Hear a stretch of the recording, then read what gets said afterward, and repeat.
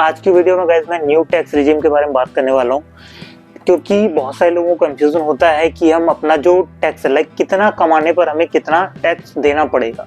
इस चीज को लेके बहुत सारे लोगों में कंफ्यूजन होती है, तो इसी कंफ्यूजन को आज क्लियर करूंगा गाइस। ये तो पहले मैं आपको दिखा दूं गाइस, यहाँ पे स्क्रीन पे आप देख रहे होंगे न्यू टैक्स रिजीम के जो हमारे टैक्स स्लैब है, जैसे किस पे 5% लगना है, किस पे 10% लगना है, किस पे 15 है, किस पे 30 है, किस पे 20 है, वो आपको सारे यहाँ पे स्क्रीन पे दिख रहे होंगे। पहले मैं बता दूं गाइस, आपको जो टैक्स देना होता है वो साल में देना होता है, ना कि मंथली। यानी हर महीने ना देकर आपको वो साल में पे करना होता है, साल में टैक्स देना होता है आपके इनकम के ऊपर, जिसे हम बोलते हैं इनकम टैक्स रिटर्न। यानी आपकी इनकम के ऊपर जो टैक्स लग रहा है उसे हम बोलते हैं ITR। एंड सेकंड यहाँ पे ये है कि बहुत सारे लोगों को लगता है कि जितना वो साल भर में कमा रहे हैं उन सब के ऊपर उन्हें टैक्स देना होता है। लाइक अगर वो साल का 15 लाख रुपए कमा रहे हैं तो उन्हें 15 लाख के ऊपर टैक्स देना है, बट ऐसा नहीं है। आपको नेट जो आपका अमाउंट है, जो नेट अमाउंट बचता है, यानी बहुत सारे डिडक्शंस होते हैं, जो आपका टोटल इनकम होता है पूरे साल का, उसे हम ग्रॉस इनकम बोलते हैं। ग्रॉस इनकम में से कुछ चीजें डिडक्शन होती हैं, कुछ जैसे कि आपको आपने कहीं इंश्योरेंस करवा रखा है, मेडिकल करवा रखा है, आपका PF है, तो इन चीजों को भी डिडक्ट किया जाता है। उसके बाद जो अमाउंट आपके पास बचता है उसके ऊपर टैक्स लगाया जाता है, और उसे हम बोलते हैं टैक्सेबल अमाउंट। ठीक है, तो यहाँ पे ये चीज क्लियर होगी, आपके ग्रॉस अमाउंट पे जो है वो टैक्स नहीं लगता है, आपके नेट अमाउंट पे टैक्स लगता है। तो मान के चलते कि आपका जो टैक्सेबल अमाउंट है, जितने अमाउंट पे आपको टैक्स भरना है वो आपका 10 लाख रुपए, ठीक है, जो आपका नेट अमाउंट है वो 10 लाख रुपए, इस पे आपको टैक्स देना है। तो क्या कुछ लोग क्या करते हैं कि जो मैंने आपको बताया अभी स्क्रीनशॉट में जो दिखाया मैंने आपको कि जो न्यू टैक्स रिजीम के जो टैक्स स्लैब है 5%, 10%, 15%, तो इसमें आप देख सकते हैं कि 7 लाख से लेकर 10 लाख के बीच 10% लग रहा है, 10 लाख से 12 लाख के बीच 15% लग रहा है। ठीक है, तो कुछ लोग क्या करते हैं 10% को ऐड कर लेते हैं, 10% के हिसाब से वो टैक्स निकाल लेते हैं, कुछ 15% के हिसाब से निकाल लेते हैं। तो ये चीज गलत है, इस तरीके से जो है वो नहीं निकाला जाता है टैक्स। जैसे मान लेते हैं कि 10 लाख रुपए आपका नेट अमाउंट है, इस पे आपको टैक्स देना है। ठीक है, 10 लाख रुपए में 0 से 3 लाख रुपए, यानी 0 to 3 लाख रुपए, इस पे हमें टैक्स नहीं देना होता, नील है, जैसे कि आप देख सकते हैं स्क्रीन पर। ठीक है, उसके बाद है 3 से 7 लाख के बीच हमें 5% देना होता है। ठीक है, अब 10 में से 3 लाख चले गए जिसपे आपको टैक्स नहीं देना, अब बच गए हमारे पास 7 लाख रुपए। अब जो दूसरा हमारा जो स्लैब आता है 3 से 7 लाख में 5% देने वाला, इसमें कितना अमाउंट रह गया? इसमें रह गया हमारा 7 लाख में 4 लाख इसमें ऐड हो जाएंगे। ठीक है, तो उस 4 लाख पे हमें 5% का टैक्स देना होगा, जिसको अगर कैलकुलेट करें हम 4 लाख के ऊपर जब हम टैक्स लगाएंगे 5% के हिसाब से, तो ये होगा हमारा 20,000 रुपए। ठीक है, 4 लाख का टैक्स निकल गया, अब साथ में कितने बच गए? 3 लाख रुपए और बच गए। 4 3 7 होते हैं गाइस, 4 लाख का हमने टैक्स निकाल दिया, 3 लाख रुपए बच गए। 3 लाख रुपए जो बचे हैं गाइस, वो जो टैक्स स्लैब आएगा वो आएगा हमारा 7 लाख से 10 लाख के बीच में। ये स्लैब है गाइस 7 लाख से 10 लाख वाला, इसमें 10% लगना है हमें टैक्स। ठीक है, तो अब 3 लाख के ऊपर 10% के हिसाब से टैक्स लगाएंगे तो वो हो जाएगा हमारा 30,000 रुपए।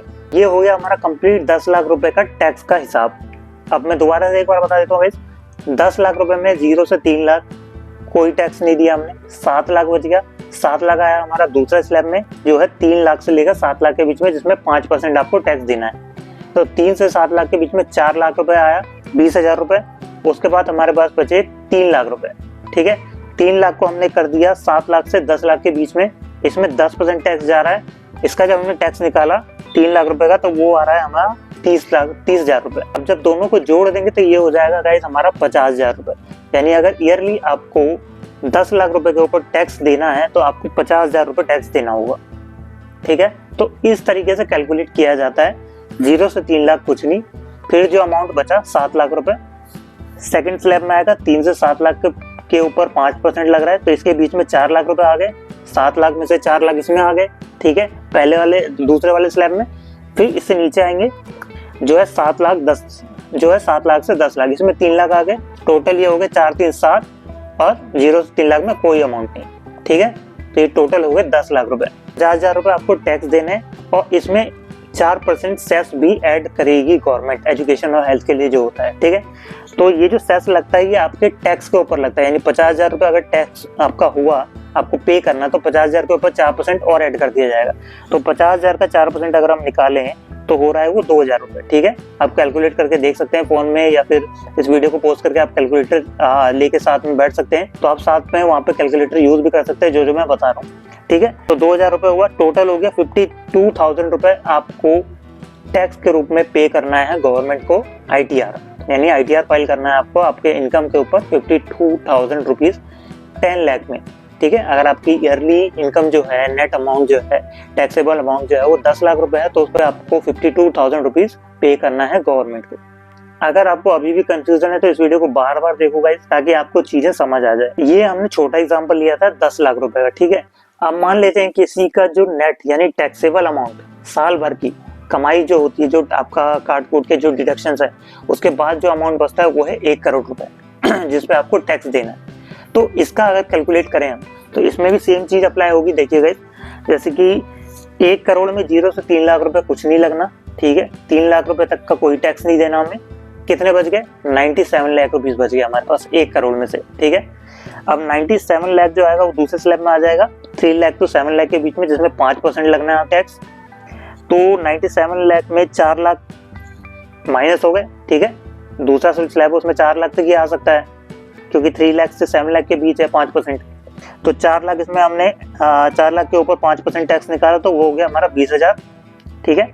उसके बाद हमारे बच गए ये 93 लाख रुपीज, ठीक है। अब 93 लाख रुपीज में 30K, यानी 93 लाख में से ये आ गया हमारा दूसरे स्लैब में 7 लाख से 10 लाख के बीच में, जिसमें 10% टैक्स देना है हमें। तो 93 लाख में हमने जब 3 लाख का टैक्स निकाला 10% के हिसाब से, 30,000 रुपये ये हो गए। एंड देन इसके बाद जो बचा अमाउंट हमारे पास वो है 90 लाख रुपए, ठीक है। ये 2 स्लैब आपको समझ आए। उसके बाद तीसरे पे आते हैं, 90 लाख रुपए बच गए हमारे पास, क्योंकि पहले में 0 से 3 में कुछ भी नहीं देना हमें, मतलब 0 से 3 लाख रुपए के बीच में कोई भी टैक्स नहीं देना।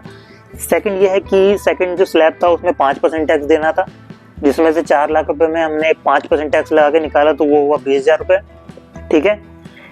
एंड उसके बाद जो हमारे पास बचा वो 93 लाख रुपए बचा। 93 लाख में जो हमारा थर्ड स्लैब है 7 लाख to 10 लाख, इसमें 10% देना है हमें, जिसमें 3 लाख रुपए में हमने 10% लगाया, तो इसका जो टैक्स हुआ गाइस वो हुआ 30,000 रुपए, ठीक है। उसके बाद बच गया हमारे पास 90 लाख रुपीज। चौथे वाले स्लैब में क्या है कि किसी का अगर इनकम 10 लाख से 12 लाख के बीच है तो उसको 15% टैक्स पे करना है। हमारा सीधा सीधा पता चल रहा है कि भाई 1 करोड़ है तो ये 15 लाख से ऊपर ही जाएगा, लेकिन डिवाइड होगा चीजों में, ठीक है। इन स्लैब्स में डिवाइड होगा, ऐसे कैलकुलेट किया जाता है। तो 10 से 12 लाख के बीच में 2 लाख रह रहे हैं, 2 लाख के ऊपर 15% टैक्स लगेगा। तो 2 लाख के ऊपर अगर हम 15% टैक्स लगाते हैं तो ये होता है हमारा 30,000 रुपए, ठीक है। उसके बाद बच गया हमारे पास 88 लाख रुपए। 88 में ये आ गया हमारा 12 से 15 लाख के बीच में, 3 लाख में 20% टैक्स लगेगा यहाँ पे, जो हो गया हमारा 60,000 रुपए, ठीक है। अब है 15 लाख से ऊपर जो है उस पर लगेगा 30%। तो 88 लाख में से 3 लाख और चले गए, तो बच गए हमारे पास 85 लाख। अब 85 लाख में हम 30% टैक्स लगाएंगे और ये हो जाएगा हमारा 24 लाख रुपए। 85 लाख इंटू 30% इक्वल्स टू, क्योंकि 15 लाख से ऊपर है, 15 लाख से ऊपर तो लास्ट स्लैब 15 लाख ही है हमारे पास, ठीक है। तो 15 लाख से ऊपर जितना भी अमाउंट रहेगा उस पर 30% लगेगा, ठीक है। तो ये 30% लगा और इसका हो गया टोटल 24 लाख से 85 लाख का।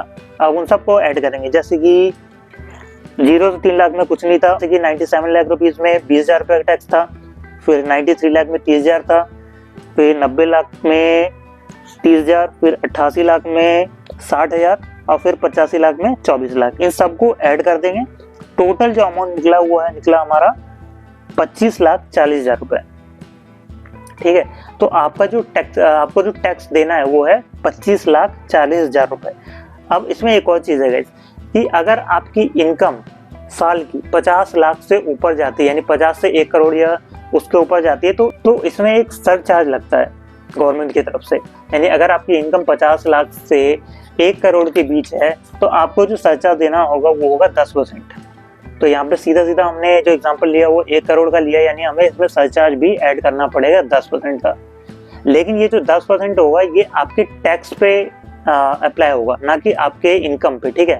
जैसे कि हमारा अभी टैक्स निकला है यहाँ पर 25,40,000, तो इसमें जो 10% है वो और ऐड हो जाएगा। तो 25,40,000 का अगर 10% निकालें तो ये हो जाएगा 2,54,000, ठीक है। अब 2,54,000 को 25,40,000 में और ऐड करेंगे तो टोटल हो जाएगा 27,94,000। तो आपको जो पे करना है वो है 27,94,000 गवर्नमेंट को इनकम के रूप में, यानी ITR के रूप में। तो आप जो ITR फाइल करेंगे साल के एंड में वो होगा 27,94,000, अगर आपकी नेट इनकम जो है वो 1 करोड़ होती है तो, ठीक है, इस तरह से चीजें वो कैलकुलेट की जाती है टैक्स में। बाकी किसी को अगर ये वीडियो नहीं समझ आया तो इस चीज को बार बार रिपीट करके देखो गाइस, क्योंकि ये थोड़ा सा कंफ्यूजिंग है, क्योंकि बहुत लोग नहीं समझ पाते हैं इस चीज को। बट बार बार अगर आप रिपीट करेंगे, एक ही चीज को देखेंगे बार बार, तो आपको समझ आ जाएंगी ये सारी चीजें जो मैंने आपको बताई। आगे गाइस अगर वीडियो अच्छी लगी है तो वीडियो को लाइक करना, शेयर करना और चैनल को जरूर सब्सक्राइब कर लेना गाइस, क्योंकि इस तरह की वीडियो मेरे चैनल पे आपको मिलती रहेंगी देखने के लिए। मिलते हैं नेक्स्ट वीडियो में।